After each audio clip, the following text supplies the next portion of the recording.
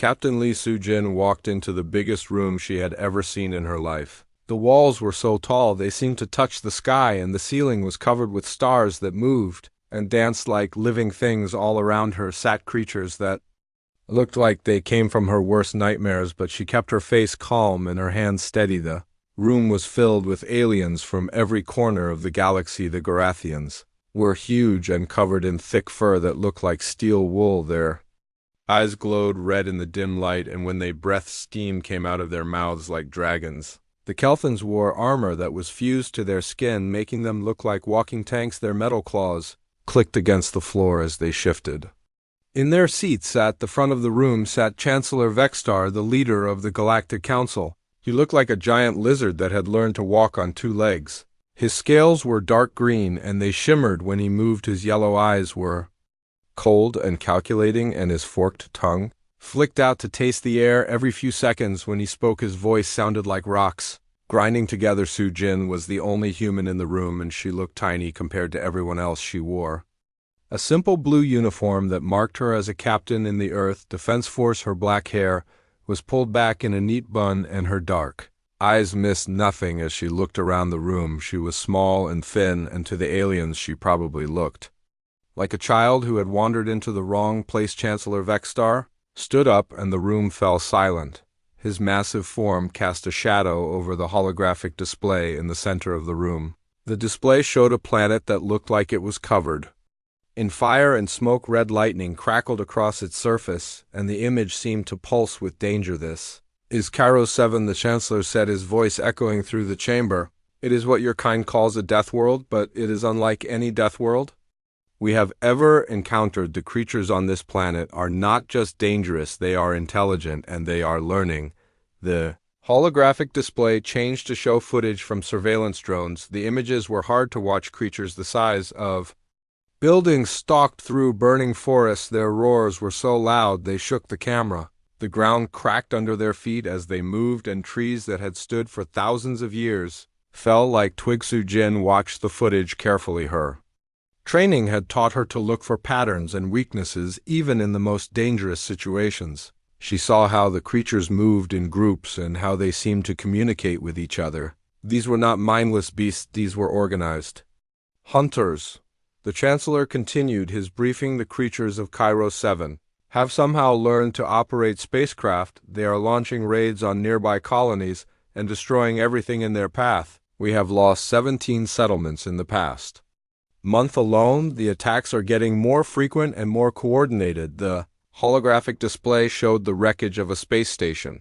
The metal was twisted and torn as if it had been ripped apart by massive claws. Emergency beacons flashed red in the darkness, but there was no one left to save. The station had housed 10,000 people, and now it was nothing but floating debris. "We have sent our best warriors to deal with this threat," the Chancellor said. The Brutari battle legions lasted exactly 3 minutes before they were completely destroyed. The armored divisions of the Kelthan Empire were torn apart in seconds. Even our most advanced combat drones are hunted down and destroyed within hours of landing. Soo-jin had heard of the Brutari. They were legendary warriors who had conquered half the galaxy through sheer force. They were 8 feet tall and covered in natural armor that could stop energy weapons. Their strength was so great they could tear through steel with their bare hands. If they had lasted only 3 minutes, then whatever was on Cairo 7 was beyond anything the galaxy had ever seen. The Kelthans were even more impressive. They were living weapons created through genetic engineering and cybernetic enhancement. Their bodies were more machine than flesh, and they felt no pain or fear. They had never been defeated in battle until now. The Chancellor activated another holographic display. This one showed tactical readouts and battle data. The numbers were staggering. Every military force sent to Cairo 7 had been wiped out completely.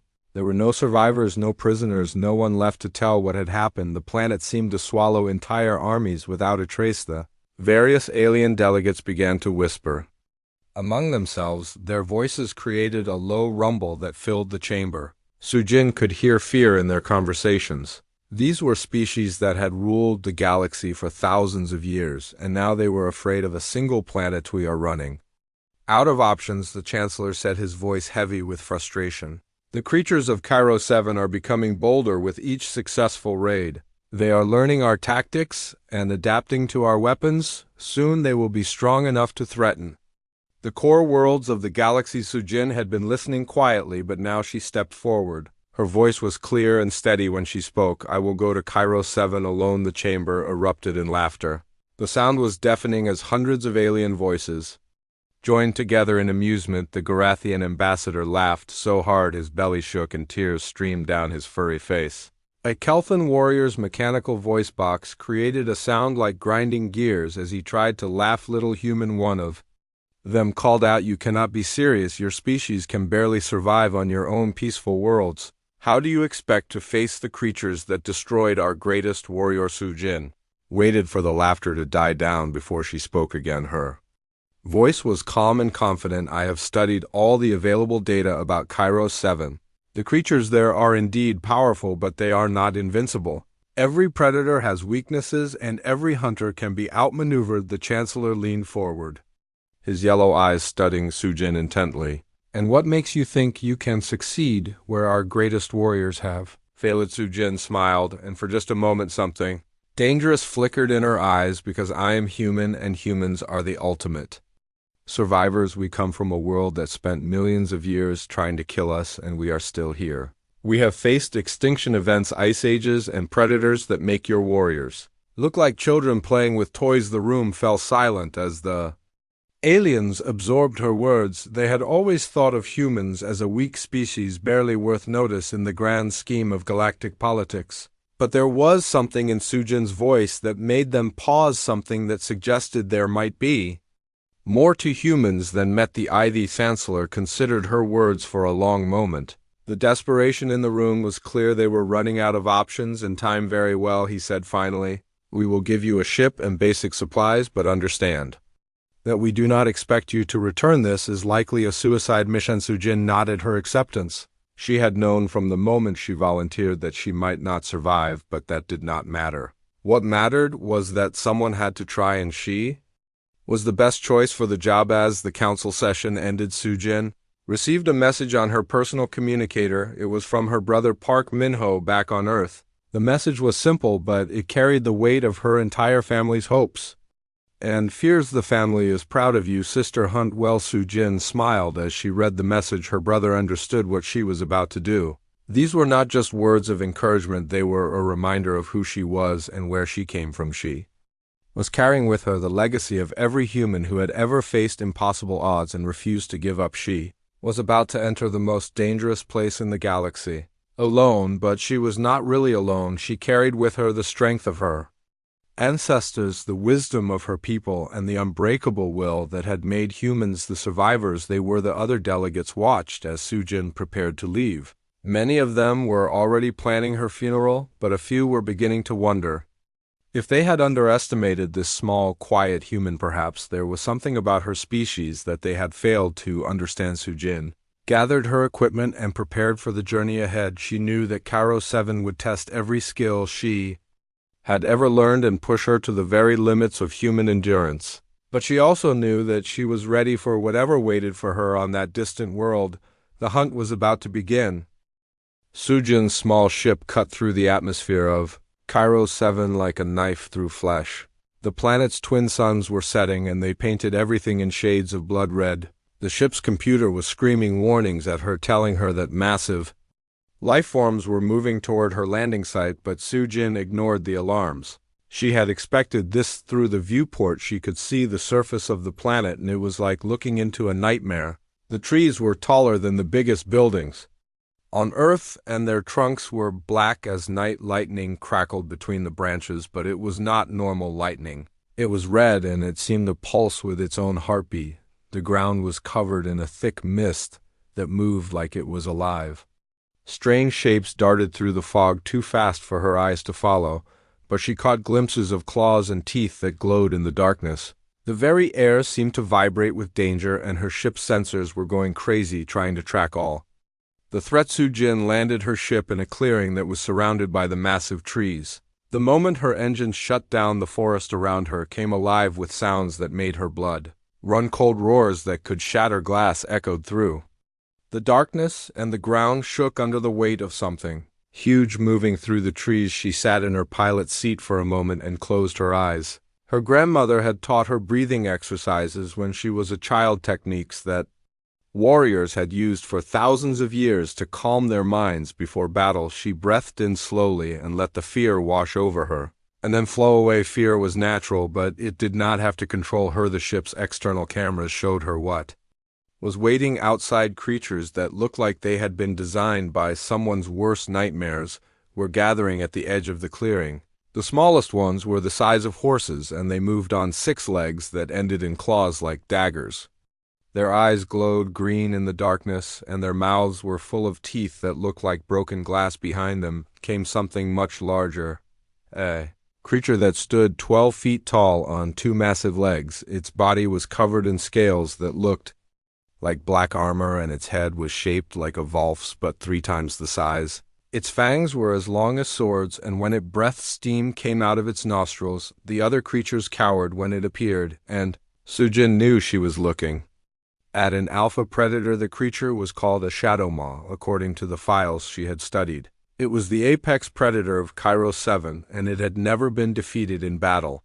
Its pack could take down creatures the size of buildings, and they hunted with intelligence that rivaled most civilized species. The Galactic Council had classified them as extinction level threats. Jin stood up and walked to the ship's airlock. Her hand rested on the release button for a moment as she listened to the sounds outside. The creatures were getting closer, and she could hear their claws scraping against the metal hull of her ship. They were testing her defenses, looking for weaknesses. She opened the airlock and stepped outside. The moment her feet touched the ground of Kairos 7, everything changed. The creatures that had been moving closer suddenly stopped. The smaller predators froze in place like statues, and even the massive shadow maw paused in its approach. The forest fell silent except for the sound of Sujin's breathing. She walked away from her ship slowly and deliberately. Her movements were calm and controlled, like a dancer performing a routine she had practiced 1,000 times. She kept her hands at her sides and her eyes focused straight ahead. She did not run, and she did not show fear. The shadow maw approached her carefully. Its massive head lowered until it was level with hers, and Sujin could feel its breath on her face. The creature's eyes were intelligent and calculating, and she could see it trying to understand what she was. She was not prey because prey ran from predators, but she was also not a threat because she carried no weapons and showed no aggression. Sujin looked directly into the creature's eyes, and what happened next changed everything. The shadow maw's ears flattened against its head, and it took a step backward. Its massive form seemed to shrink, and for the first time in its life, the apex predator of Kairos 7 felt something it had never experienced before. Fear. The creature whimpered softly and lowered its head in submission. The other pack members immediately followed suit. Their threatening growls turned to confused whines, and they pressed themselves against the ground like dogs that had been scolded by their master. Sujin understood what was happening because she had seen it before in the wild places of Earth. When a true alpha appeared, other predators recognized it instantly. It was not about size or strength, it was about something deeper, something that existed in the very core of a creature's being. These aliens had never encountered a human before. They had no idea what she was or where she came from, but their instincts were telling them something that their minds could not understand. They were looking at the product of millions of years of evolution on the most dangerous world in the galaxy. Earth had tried everything to kill the human race. Ice ages that lasted for thousands of years had failed to destroy them. Asteroid impacts that wiped out the dinosaurs had not stopped them. Volcanic eruptions that blocked out the sun for decades had only made them stronger. Every catastrophe had been survived. Every predator had been defeated. Every challenge had been overcome. The creatures of Kairos 7 were impressive, but they had evolved on a world that, while dangerous, was still relatively stable. They had never faced the kind of constant pressure that had forged humanity into the ultimate survivors they were. Seeing something that their planet had never produced, and their deepest instincts were telling them to submit. Sujin walked past the shadow maw and began to set up her camp. She moved with the confidence of someone who belonged here, like she was simply returning home after a long journey. The massive predator watched her every move but made no attempt to attack. Instead, it settled down at the edge of the clearing and waited. Other creatures began to withdraw, but they did not leave entirely. They formed a loose circle around Sujin's camp, maintaining a respectful distance but staying close enough to watch her. They were confused by their own behavior, but they could not help themselves. Something about this small human demanded their attention. As Sujin unpacked her equipment, she began to hum softly to herself. It was an old song her grandmother had taught her, a melody that had been passed down through generations of her family. The sound carried clearly through the night air, and the creatures listened with what almost seemed like fascination. The Shadow Maw's head tilted as it listened to the strange music. It had never heard anything like it before. The sound was not threatening, but it was not weak either. It carried with it the weight of countless generations and the wisdom of survivors who had faced down extinction and laughed in its faces. Sujin finished setting up her camp and sat down. Beside a small fire she had built, the flames danced in the darkness and cast strange shadows on the surrounding trees. The creatures watched from their positions around the clearing and slowly began to relax. The immediate danger they had sensed was not materializing. Instead, they were witnessing something unprecedented. A creature that was clearly not from their world had arrived and claimed territory in the most dangerous place on the planet, and somehow it felt right. The natural order of things had been restored, and they were content to let this strange new alpha establish her dominance. Sujin looked up at the stars that were beginning to appear in the darkening sky. She thought about the Galactic Council and their certainty that she would not survive the night. They had sent their greatest warriors to this world and watched them die in minutes, but they had made a fundamental mistake. They had assumed that being the biggest and strongest made you the most dangerous, but humanity had learned long ago that the most dangerous predator was not the one with the sharpest claws or the strongest bite. It was the one that refused to give up, the one that adapted to any environment and turned every challenge into an opportunity. The creatures of Cairo 7 were learning that lesson tonight, and Sujin was just getting started.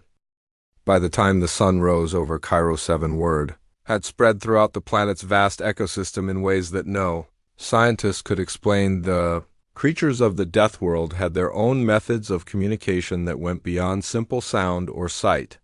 They shared information through scent trails, pheromone markers, and electromagnetic pulses that traveled through the planet's unique mineral deposits. The message was simple and terrifying. A new apex predator had arrived. Sujin woke to find her camp surrounded by creatures that had traveled hundreds of miles during the night to see her. The crystal wing raptors had come down from their mountain nests, soaring on wings that spanned 30 feet across the sky. Their feathers looked like living jewels, and their eyes were sharper than any telescope, but they kept their distance and made no aggressive moves. The Ironhide crushers had emerged from their underground tunnels, bringing with them the smell of deep earth and ancient stone. These creatures were living tanks covered in armor that could deflect energy weapons and equipped with horns that could punch through solid rock. They had never backed down from a fight in their entire evolutionary history, but now they watched Sujin with something that looked like respect. Even the void crawlers had come slithering out of their dark caves. These nightmarish creatures avoided daylight and preferred to hunt in absolute darkness. Their bodies were covered in bioluminescent patterns that could hypnotize prey, and their movements were so fluid they seemed to flow like liquid shadow. But they too maintained a careful distance from the small human. Sujin ate her breakfast calmly, as if she were surrounded by friendly pets instead of the most dangerous predators in the galaxy. She had studied the behavioral patterns of Earth's apex predators, and she knew that showing fear or uncertainty would undo everything she had accomplished. The key was to act like she belonged here, like this was the most natural thing in the world. As she finished her meal, she noticed that the creatures were organizing themselves into a rough hierarchy. The Shadow Maw pack that had first encountered her had taken positions closest to her camp. They had become her unofficial honor guard, and they watched the other predators with suspicious eyes. The crystal-wing raptors perched in the highest branches of the surrounding trees, where they could observe everything and provide aerial reconnaissance. The Ironhide crushers had positioned themselves at the edges of the clearing, creating a defensive perimeter that nothing could breach without their permission. Sujin realized that she was witnessing something unprecedented in galactic history. An entire planet's worth of apex predators were voluntarily submitting to a single authority figure. They were not being controlled or coerced. They were choosing to follow her because their deepest instincts told them that she was something special. She decided to test her newfound authority by walking deeper into the forest. The moment she stood up and began to move, the entire gathering of creatures came to attention. The Shadowmaw pack immediately flanked her while the Crystalwing Raptors took to the air to scout ahead. The Ironhide Crushers fell into formation behind her, creating a mogul fortress that followed her every step. The forest of Cairo 7 was unlike anything in the galaxy. The trees were so tall that their tops disappeared into the clouds, and their trunks were wide enough to hide entire cities. The bark was black and smooth like polished metal, and it hummed with energy that made Sujin's teeth ache. Strange flowers bloomed in the eternal twilight beneath the canopy, and their petals glowed with colors that had no names. As they walked deeper into the forest, Sujin began to encounter the smaller predators that made up the planet's complex food web. Spider-like creatures the size of cars skittered through the underbrush, their legs making clicking sounds on the forest floor. Serpentine hunters with crystalline scales wound around the tree trunks, their bodies refracting light into rainbow patterns. All of them stopped what they were doing when Sujin's procession passed by. They pressed themselves against the ground or retreated into hiding places, but they did not flee entirely. Instead, they watched with the intense curiosity of creatures that were witnessing something that had never happened.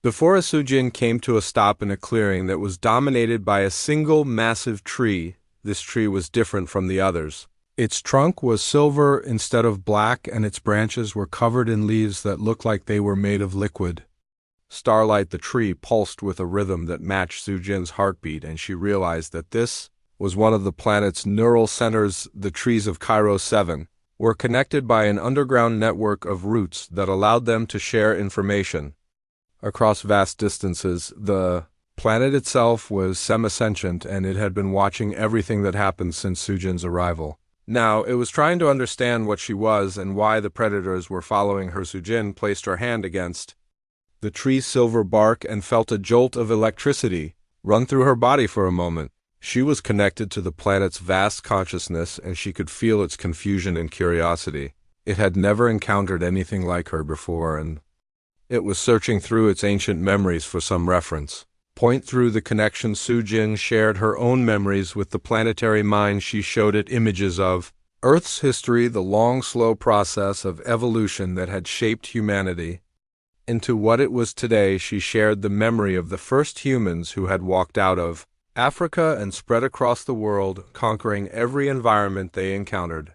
She showed the planet the ice ages that had forced humans to adapt or die, the volcanic winters that had reduced the human population to a few thousand individuals who had somehow survived and rebuilt their civilization, the asteroid impacts and climate changes and pandemics that had tested humanity again and again. Most importantly, she showed the planet what it felt like to be human, the constant drive to survive and adapt and overcome any obstacle, the refusal to accept defeat even in the face of impossible odds, the willingness to sacrifice everything for the survival of the species. The planetary mind absorbed these memories and suddenly understood Sujin was not just another predator. She was the ultimate predator, the product of a world that had tried everything to destroy her species and had failed every time.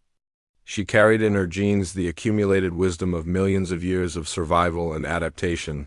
The understanding spread through the planet's neural network and was communicated to every creature on Cairo 7.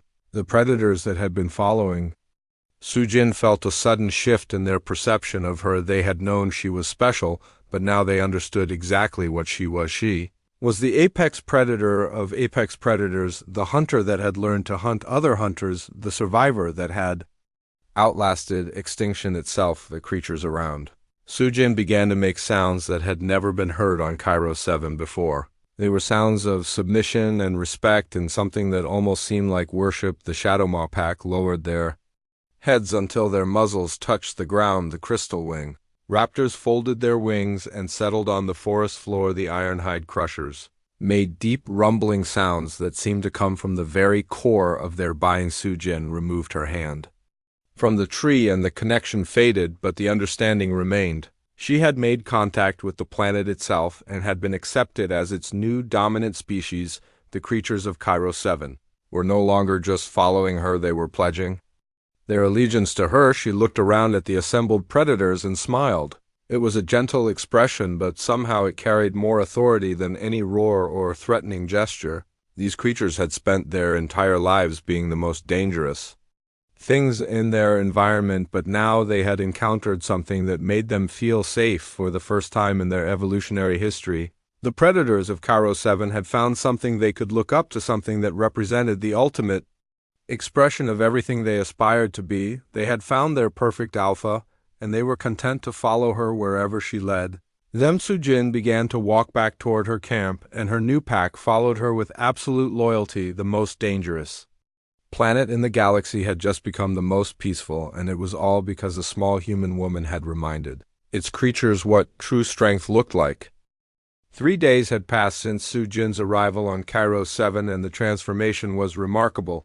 The chaotic ecosystem that had terrorized the galaxy for months had become an organized society with Sujin as its undisputed leader. The creatures that had once fought each other for territory and resources now worked together with the efficiency that would have impressed the greatest military minds in the galaxy. Sujin had established her permanent camp in the center of what was now being called the Peaceful Zone. The area stretched for miles in every direction, and it was patrolled by creatures that had never cooperated before. The Shadowmaw pack served as her personal guard, while the Crystalwing Raptors provided aerial surveillance that covered the entire continent. The Ironhide Crushers had taken on the role of engineers, using their natural ability to move earth and stone to create structures that served the needs of the growing community. They had built elevated platforms where the flying predators could rest, and underground tunnels that allowed the smaller creatures to move safely through the territory. But the most impressive change was in the behavior of the creatures themselves. They were learning. Sujin understood that these predators were not just powerful, they were intelligent, and they were eager to absorb new knowledge. She had become their teacher, and they were proving to be remarkable students. Sujin began each day with what she called training sessions. She would demonstrate human hunting techniques adapted for the unique abilities of each species. The Shadowmaw pack learned how to coordinate their attacks more effectively, using hand signals and strategic positioning that maximized their natural advantages. The Crystalwing Raptors were taught advanced reconnaissance techniques that went beyond simple observation. They learned to identify patterns in prey behavior and to predict where their targets would be rather than simply following them. The improvement in their hunting success rate was dramatic. Even the smaller predators benefited from Sujin's teachings. The spider-like creatures learned to work together to take down larger prey, while the serpentine hunters discovered how to use their environment more effectively to set ambush. But Sujin was not just teaching them new ways to hunt. She was teaching them the most important lesson that humanity had ever learned: the value of cooperation over competition. The creatures of Cairo 7 had spent millions of years fighting each other for resources, but Sujin showed them that working together made everyone stronger. She established a communication system that used simple gestures and sounds that all the species could understand. The creatures quickly learned to share information about prey movements, weather patterns, and potential threats. The planetary neural network that connected the trees helped to spread this information even faster. Within days, territorial disputes that had raged for generations simply stopped. The creatures began to understand that there was enough for everyone if they worked together instead of fighting each other. Sujin showed them how to manage their hunting grounds sustainably, ensuring that prey populations remained stable. The transformation was so complete that the galaxy's monitoring stations detected the change immediately. The chaotic energy signatures that had made Cairo 7 impossible to predict began to stabilize. The random spikes of violence that had characterized the planet were replaced by orderly patterns that suggested intelligent management. Sujin also made sure that the creatures understood the importance of self-control. She taught them the concept of restraint, showing them that true strength came from knowing when not to use their power. The creatures that had once killed everything they encountered learned to hunt only what they needed. The Planet's ecosystem began to flourish under this. New management prey species that had been driven to near extinction began to recover. Plant life that had been damaged by the constant warfare started to grow back. The very air seemed cleaner, and the oppressive atmosphere of constant danger began. To Lif Sujin's most important achievement was establishing what she called the Council of Alphas. The most intelligent representatives from each species would gather regularly to discuss issues that affected the entire planet. The meetings were held in a natural amphitheater that the Ironhide Crushers had carved out of a mountainside. The council meetings were unlike anything that had ever happened on Kairos 7 before. Creatures that had been mortal enemies for millions of years now sat together peacefully discussing how to improve their world.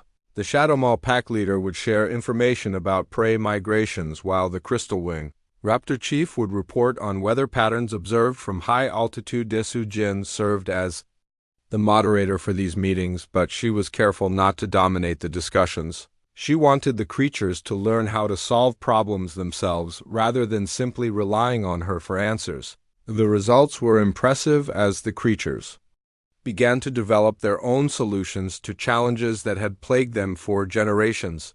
The most remarkable development was the emergence of what Sujin called the teaching protocol. When new predators arrived in the territory, they were not attacked or driven away. Instead, they were brought before the Council of Alphas and taught the new ways of living. The transformation that had taken place was so appealing that very few creatures chose to leverage in. Also established trade relationships between different species. The Crystal Wing Raptors would share information about distant territories in exchange for protection during their nesting season. The Ironhide Crushers would provide construction services in return for help with hunting. In areas where their size made them clumsy, the planet's neural network played a crucial role in this new society. The trees that had once simply observed the chaos now actively participated in maintaining order. They would alert the Council of Alphas to potential problems and help coordinate responses to threats. The planetary mind had become a partner in the great experiment, but perhaps the most important change was in the way the creatures viewed themselves. They had always been predators, but now they understood that being a predator meant more than just being able to kill. It meant being responsible for the health of the entire ecosystem. It meant thinking beyond immediate needs to long-term consequences. Jin watched all of this with pride, but also with a deep sense of responsibility. She had unleashed something unprecedented in galactic history. She had shown an entire planet of apex predators that there was a better way to live, but she also knew that this new society would need time to stabilize and grow. The galaxy's monitoring stations were beginning to ask questions about the changes on Kairos 7. The attacks on shipping lanes had stopped completely, and the energy signatures from the planet suggested that something fundamental had changed. The Galactic Council was preparing to send another expedition to investigate. Sujin knew that eventually she would have to explain what had happened on Kairos 7. She would have to show the galaxy that the problem had been solved not through force or technology, but through understanding and cooperation. She had proven that even the most dangerous creatures could learn to live peacefully if they had the right teacher. The creatures of Kairos 7 had found their perfect alpha, and they were thriving under her guidance. They had learned that true strength came not from dominating others, but from lifting everyone up together. They had discovered that cooperation was more powerful than competition, and that the greatest hunters were those who knew when to stop hunting. Sujin had accomplished something that no one in the galaxy had thought possible. She had turned the most dangerous planet in known space into a model of peaceful coexistence, and she had done it all by showing the creatures what it truly meant to be human. 3 weeks after Sujin had landed on Kairos 7, the Galactic Council received a transmission that shattered everything they thought they knew about the universe. The signal was coming from the heart of the most dangerous region on the planet, and it was strong and clear, with none of the interference that usually plagued communications from Deathworld. Shankal Vextar was in his private chambers, reviewing reports about the mysterious changes on Kairos 7, when his aide burst through the door. The young Kelthan's mechanical voice was trembling with excitement as he announced that they were receiving a live transmission from the planet that had consumed every Military force sent to it, the Chancellor rushed to the main communications center where the entire council was already gathering. The massive, holographic display showed a scene that none of them could have imagined in their wildest dreams. There was Sujin sitting calmly beside a small campfire as if she were enjoying a peaceful evening on a resort planet, but it was what surrounded her that made the assembled aliens question their own sanity. The creatures that had destroyed their greatest armies were lying peacefully around her camp like domesticated pets. A massive shadow maw was resting with its head on its paws, while crystal-wing raptors perched quietly in the nearby trees. Even the terrifying ironhide crushers were visible in the background, standing guard but showing no signs of aggression. Sujin looked directly into the camera with a slight smile on her face. Her uniform was clean and pressed, and she showed no signs of the stress or fear that should have been expected from someone who had spent weeks on the most dangerous planet in the galaxy. Instead, she looked like she was exactly where she belonged. Council members, she began, her voice calm and professional. I'm pleased to report that the situation on Cairo 7 has been completely resolved. The predator species have agreed to cease all raids on galactic shipping and will restrict their activities to their home planet. The threat that has plagued our shipping lanes for months no longer exists. The council chamber erupted in shocked whispers and confused murmurs. The Gorathian ambassador leaned forward in his massive chair, his red eyes wide with disbelief. The Kelthan representatives began checking their translation devices, convinced that they must have misunderstood something. Chancellor Vexstar struggled to find his voice. When he finally spoke, his words came out as a croak. How is this possible? He managed to say. Our greatest warriors could not survive even 1 hour on that planet. How did you not only survive, but apparently tame these creatures? Sujin's smile widened slightly, and for just a moment something predatory flickered in her eyes. I did not tame them, Chancellor, she replied.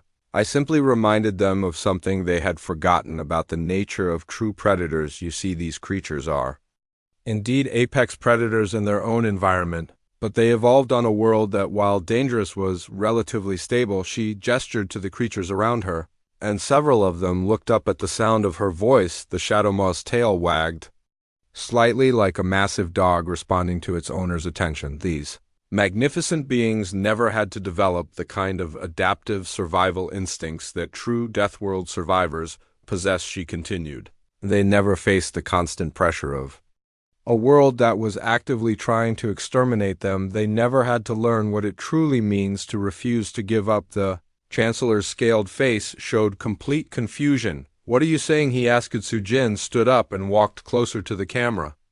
The creatures around her remained calm but alert, their eyes tracking her movement with the devotion of loyal followers. I am saying that these creatures recognize something in me that they had never encountered before, she explained. Not just another predator, but the product of a world that spent millions of years trying to kill my species and failing every single time.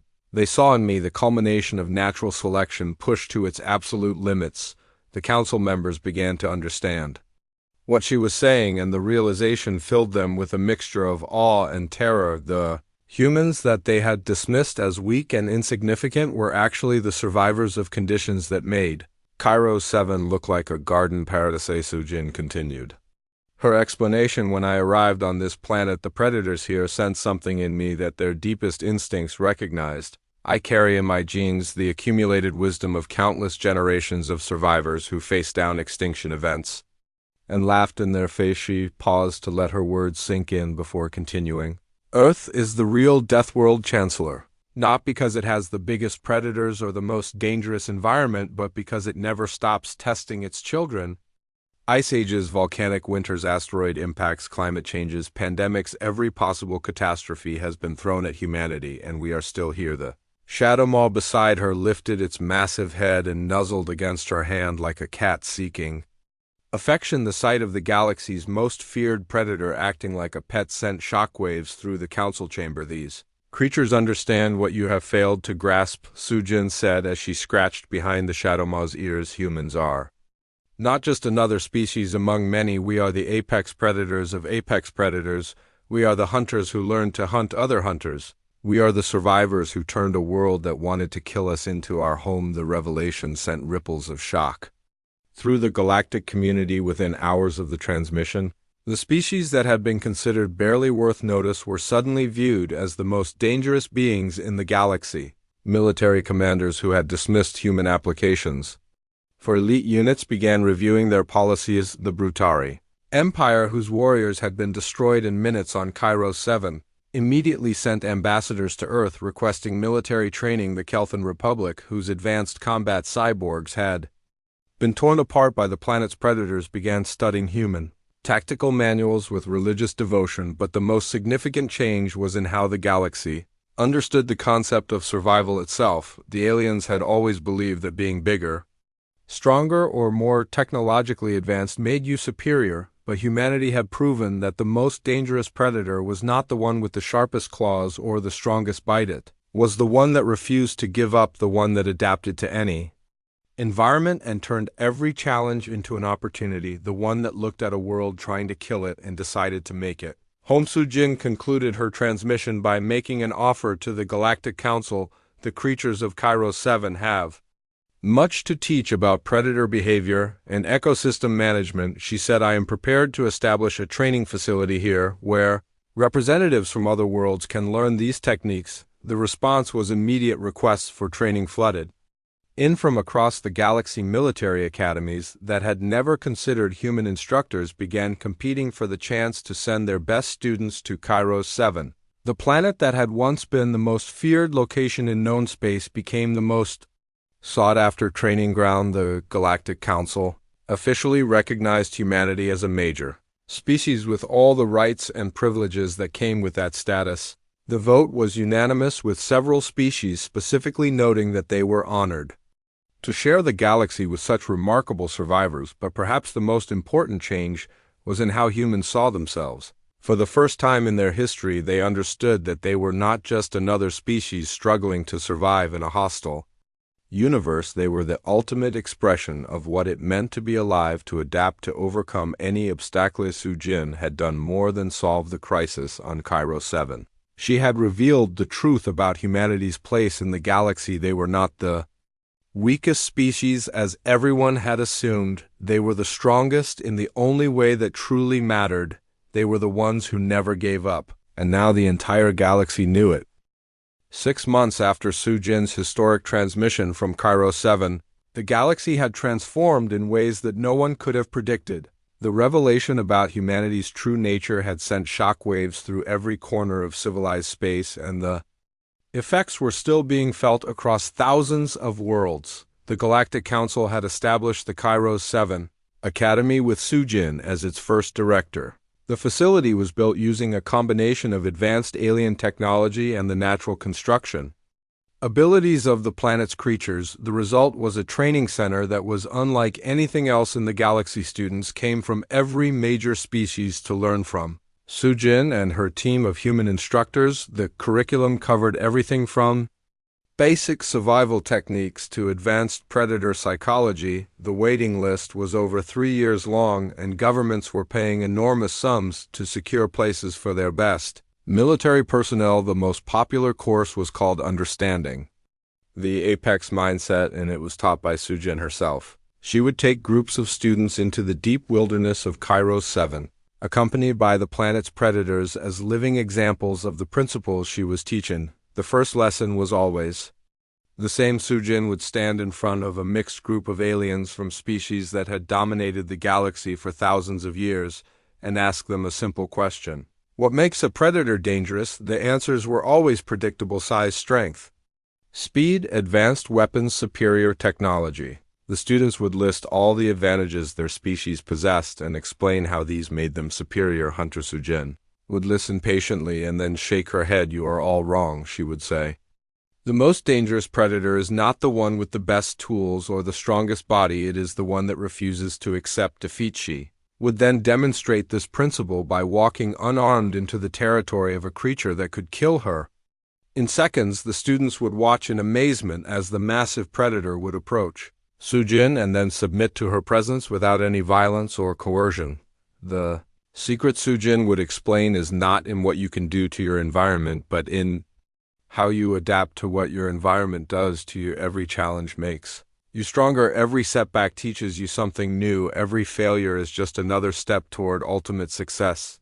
The lessons were transformative. Students who had arrived confident in their species' superiority left with a completely different understanding of what it meant to be strong. They learned that true power came not from dominating others, but from mastering yourself. Back on Earth, Sujin's brother Park Min-ho had become something of a celebrity. The quiet engineer who had worked in obscurity for years suddenly found himself in demand as a speaker and consultant. Everyone wanted to understand the family that had produced the woman who had tamed the most dangerous planet in the galaxy. Min-ho was careful not to claim too much credit for his sister's achievement, but he was proud to share the lessons their grandmother had taught them. The old woman had understood something that the rest of the galaxy was only beginning to grasp. She used to tell us that humans were not the strongest or the fastest or the smartest species on Earth. He would say in his interviews, but we were the most stubborn. We simply refused to quit when any reasonable creature would have given up. Other human specialists began to emerge from the shadows.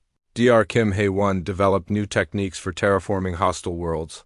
Based on humanity's experience with extreme environments, her methods were being used on dozens of planets that had previously been considered uninhabitable. Commander Cho Sung-min created military training programs that focused on adaptability and resilience rather than raw firepower. His techniques were being adopted by military forces across the galaxy, and casualty rates in dangerous operations dropped dramatically. Engineer Yang So-young designed equipment that could function in conditions that would destroy conventional technology. Her innovations were based on the simple human principle that anything worth doing was worth doing with whatever tools you had available. The transformation was not limited to military and technical fields. Human philosophers and teachers found themselves in demand as species across the galaxy struggled to understand this new perspective on survival and success. The concept of persistence hunting became a galactic phenomenon. Military academies taught courses on the human approach to warfare, where victory came not from a single decisive battle,